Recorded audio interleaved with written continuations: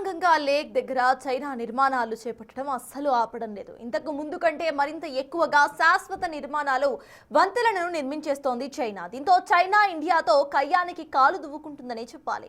తూర్పు లడాఖ్లోని వాస్తవాధీన రేఖ వెంబడి చైనా చేపడుతున్న తాజా నిర్మాణాలు శాటిలైట్ చిత్రాల ద్వారా బయటపడ్డాయి. ఈ నిర్మాణాలు ప్రధానంగా భారత్ చైనా సరిహద్దుల్లో వ్యూహాత్మక మార్పులకు దారితీస్తున్నాయి.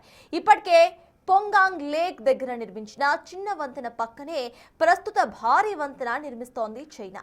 ఈ వంతెనపై నుంచి భారీ యుద్ధ ట్యాంకులు, సాయుధ వాహనాలు వేగంగా తరలించేందుకు ట్రై చేస్తోంది.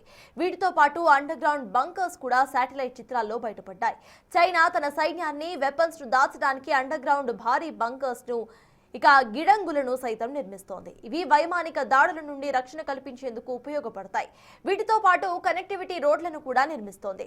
ఉత్తర గట్టు నుంచి దక్షిణ గట్టుకు బలగాలను అతి తక్కువ సమయంలోనే చేరవేసేందుకు వంతెనలకు అనుసంధానంగా కొత్త రహదారులను ఏర్పాటు చేస్తోంది చైనా.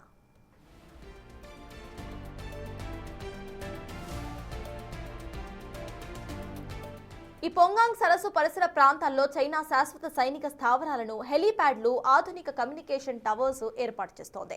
ఈ నిర్మాణాలు ప్రధానంగా చైనా ఆక్రమిత భూభాగంలో ఉన్నప్పటికీ అవి భారత సరిహద్దులకు అత్యంత సమీపంలో ఉండటం వల్ల భారత సైన్యం అప్రమత్తమైంది. వీటికి సమాధానంగా భారత్ కూడా తన సరిహద్దుల్లో రోడ్లు, సొరంగ మార్గాలను నిర్మాణాన్ని వేగవంతం చేసింది.